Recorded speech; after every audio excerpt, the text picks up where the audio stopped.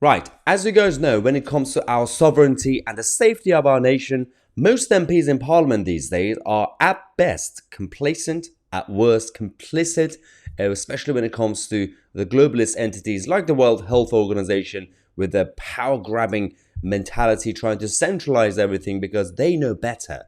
They can tell us how to live because they are the experts, right? But in reality, it's all about centralization of all powers to make things more streamlined, and everybody could just rule the whole world within from one structure. And that's just one thing. You got the European Union trying to turn Europe into a United States of Europe, but Andrew Bridgen is one of the few MPs left who's still outspoken, even though he's on his own, and he's now the only MP for Reclaim Party and the first MP, and he decided to speak out against the World Health Organization's upcoming treaty that's going to come in place next year. Again, it's all in the name of public health, but in reality, it's going to be potentially telling us what to do instead of just advising or recommending things for public health measures. It's taking it to a whole new level. Let's go to this video where Andrew Bridgen talks about this upcoming treaty. WHO, who, let's face it, even being the most generous, have not covered themselves with glory in their advice for the last pandemic, which was not binding, are now seeking to take huge powers, unprecedented powers over every country in the world, the ability to call a public health emergency of international concern. And that could be for a virus or disease, pathogen that could infect humans, animals, or it could be because of environmental issues, carbon dioxide levels considered too high somewhere, or a loss of biodiversity, and they'll just declare this, or the risk of any of those events, which there's always a risk, isn't it? It's just unquantifiable. And in which case, basically, the WHO, unelected, unaccountable, would take over every aspect of our lives. We'd be able to decide which businesses could operate, which couldn't, lockdowns, any medications required, and they could well be mandatory vaccination. It would be the complete suspension of our democracy. Can we stop them? Everyone needs to contact their elected representatives at every level and raise their concerns. Politicians have no right to give these powers away. This is the sovereignty of the people. When I serve as the MP for North West Leicestershire, at the next election, those powers go back to my constituents to choose an MP. Maybe me again, it could be someone else, but they're not my powers to give away. They're not my sovereignty. That belongs to the people, and it's the absolute opposite of what we voted for in 2016, taking back control. If we don't do anything, we get round to May 2024, and it's a simple vote of the WHO members. It's like a horror show. It is like a horror show. It really is. Right.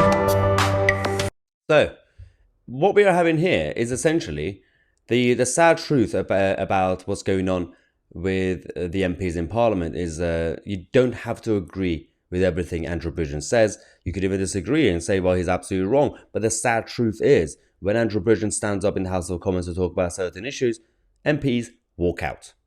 They don't debate him. They don't challenge him. They don't even listen to him. And this is the biggest problem, because if the whole point of the chamber of the House of Commons, it was built for arguments. It was built for evidence. It was built for these debates.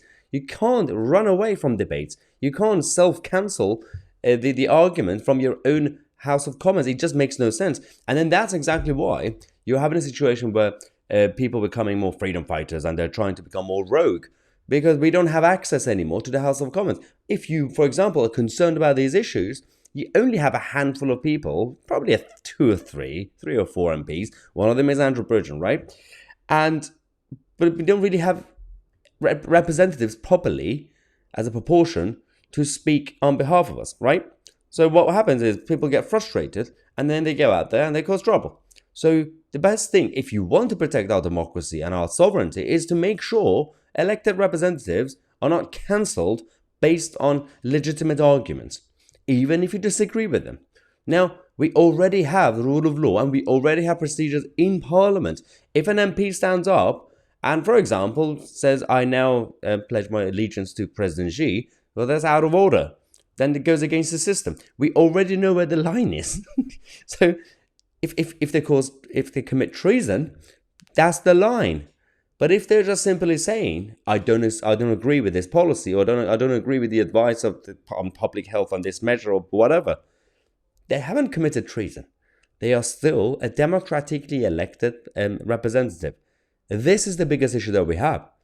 Give more platforms, give more voice to these people. And when it came to Andrew Bridgen, obviously he's an old friend of mine, and he had the same problem during the Brexit days. I'm still going on, by the way, the Brexit days, but during negotiations for the withdrawal agreement, he was one of the freedom fighters. Obviously, there were a few of them back then, with many others. But now, obviously, I've been alongside him when it came to his criticism of the lockdown policies, of the health mandates with the jabs and everything else. But the mainstream media didn't completely talk about him.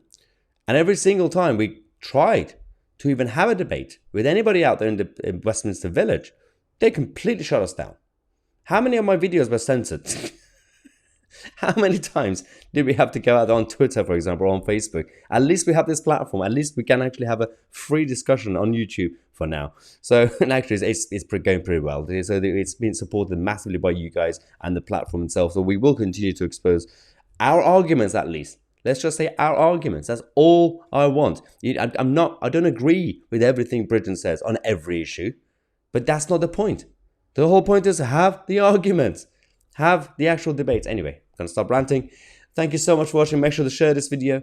I'm Mahyar Tousi, and we are the media.